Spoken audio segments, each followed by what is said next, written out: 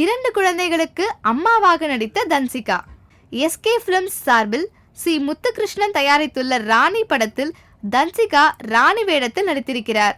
மேலும் baby Varnika, baby Varsha, Shankar, Hari, Manojkumar, நமோ நாராயணன் உட்பட பலர் நடித்துள்ள இந்த படத்தை எஸ் பாணி கதை எழுதி இயக்க இளையராஜா இசையமைத்திருக்கிறார். கதாநாயகியை மையமாக வைத்து உருவாக்கியிருக்கும் இந்த படத்தில் காணாமல் போகும் தனது கணவரை கண்டுபிடிக்கும் பாத்திரத்தில் நடித்திருக்கிறார் தன்சிகா. இந்த படத்தில் 2 குழந்தைகளுக்கு தாயாக நடித்திருப்பதால் என்னை பற்றி எந்த விமர்சனம் வந்தாலும் கவலை இல்லை என்று சொல்லும் நடிகை தன்சிகா, கபாலி படத்திற்கு பிறகு எனது திரையுலக வாழ்க்கையில் எந்த மாற்றமும் ஏற்படவில்லை என்கிறார்.